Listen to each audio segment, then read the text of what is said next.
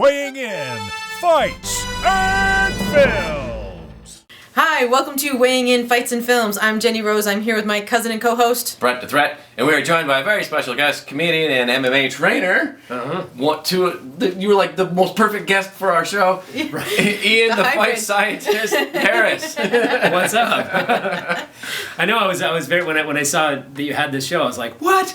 Why am I not doing this show? I almost emailed you, but I was just like, I haven't spoken to him in about 5 years. I know it's been a while. I was like, I don't know if he'll even remember me or not. Oh, I was please. Although I just saw you on a movie. Really? Which one? Old movie. Oh God, what? Ghost World? Yep. everything's pretty much fair game here. Okay. Yeah. Yeah, you can swear all you want. All right. It's YouTube. Eye pokes are legal if you do them to him. I have to conduct all my interviews with my hands up. Yes, like this. Yes. Not like this. That's natural. This. I got 4 points on the chair. Yeah, that's totally natural to fight like this. Yes, exactly. Yes. Or we could all fight like this. Yeah. Like Oh, Mr. Frank Burns. Mantis. Yeah, exactly. Smithers, come here. So I know you as a comic. When did you start getting into martial arts? Well, I've been training my whole life since I was 6. Started boxing when I was 6, and then I did traditional martial arts, and then I wrestled, and then I fought Muay Thai in the early 90s, around the same time I started doing comedy. And then, started jiu-jitsu in 1996, so I've just been doing all of it since, for a long time. I started training fighters in 2003. Wow. Yeah. Did you ever consider fighting yourself? Because I know MMA was around since 97, 98, something like Well, that? 93 was the very first one, and I considered it. And when I saw, I better learn some jiu-jitsu. I started learning some jiu-jitsu, and then I said, hey, I could do this. And then UFC 4, I saw Dan Severn pick up and drop Anthony Macias on his head. And I'm like, I'm not going to ever go against a 270-pound Olympic wrestler with it when I'm 155 pounds and soaking wet and have a bad neck. So I said, no, we'll do that. And then they introduced the 3 weight classes, 170, 199, and above. And then I saw Pat Miletich, and I'm like, he's 170? No way, I'm not buying that. And then by the time they introduced the other weight classes, I was like 30-something and fat and out of shape from being on the road so much. Man, that'll do it. Yep, and that was it. So you've competed in jiu-jitsu tournaments? And then, Yeah, I'll still compete every now and then. Well, that seems like the one sport that like a lot of athletes can have a much longer career in. Yeah, because they also will put you in with people your age. Masters divisions. And your weight, yeah. yeah. And although the last time I competed, there wasn't enough people in the other divisions. That did the open. So I won. I did my division, won it, and then when I went to do the open division, they didn't just do all weights. They did everybody over 30. So I was like senior 3 or something like that, and I'm like, wait, so I have to go against a 200-pound 31-year-old, 250-pound 31-year-old. I'm like, this isn't right. Fresh from the NFL Combine? What? Yeah, exactly. What's your favorite to train? If you're training someone, and for you to personally still train, do you still work out, I'm assuming? Yeah, train? I still train. Yeah. I do. We do our team training. Yeah. 3 days a week, and I still don't train as much as I used to. I used to train every single day with them, get in and spar and whatever. Mm-hmm. I still train though, but I'm more selective with who I train with because there's certain people that are really good and bigger than me or my size that just are young and they can't control themselves, and I don't want to get There's a reoccurring theme here. Bigger than you and younger than you. You're Yes. like, no. I'm at that age where it didn't used to bother me, and now I'm like, man, I really don't want to get knocked out by some 22-year-old who can't control himself in the gym.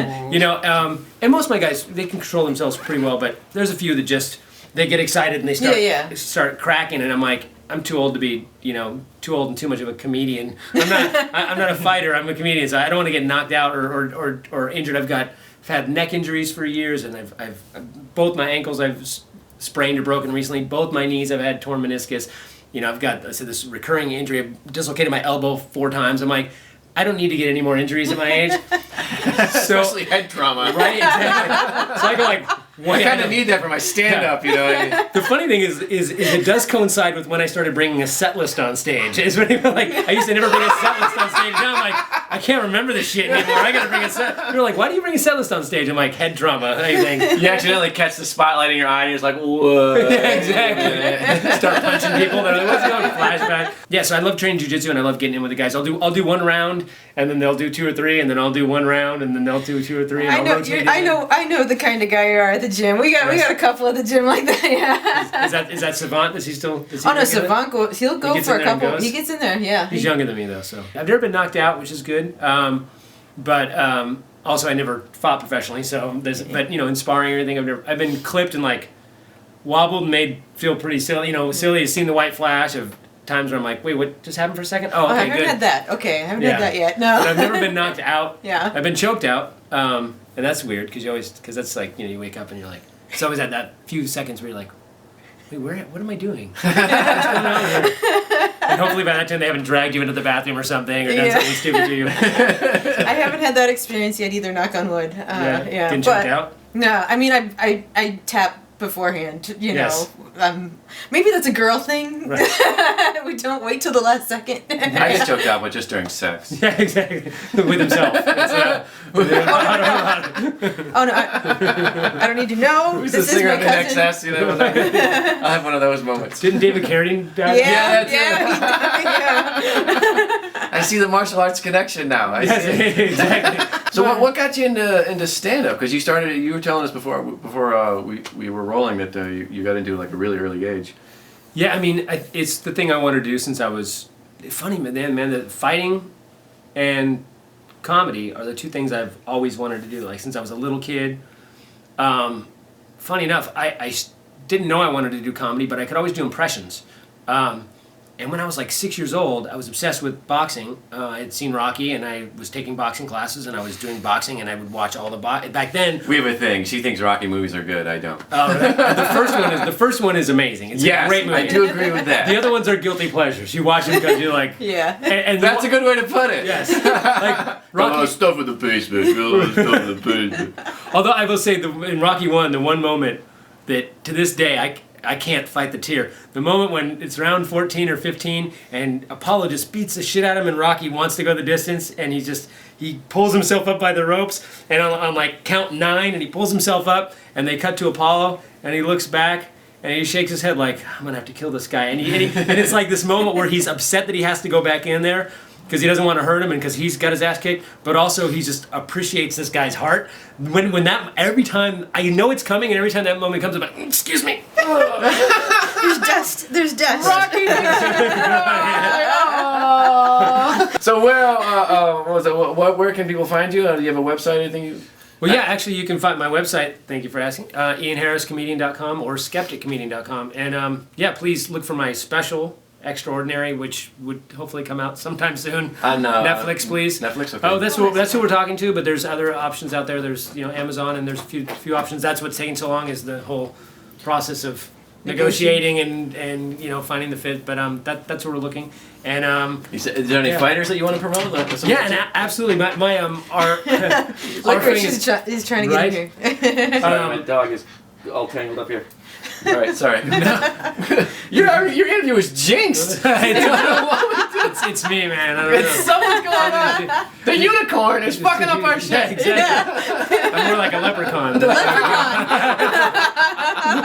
I'm Irish and I fuck shit up. So my gym, it's a systems training center, fight science, MMA, and we have a ton of great fighters out there. So please look for in Combates. I've got Chris Taco Padilla. I've got Eric Gonzalez. I've got some up-and-comers, Vince Cachero, Julio Jr. Santa Cruz. We got a lot of guys coming out. But one guy that you got to watch out for if you're a fight fan, Terrion Ware, the Flash, they call him. He's incredible fighter, 135. He is the best. I think he's the best 135er in the world. He's hands down the best 135er not in the UFC. I think he could beat pretty much anybody up to the top 10, guaranteed. So UFC, if you're watching, anyone out there that's watching, go follow Terrion Flashware and UFC. Come on, it's time for this guy already. It's like been 2 years we've been waiting. He's beaten everybody they put in front of him.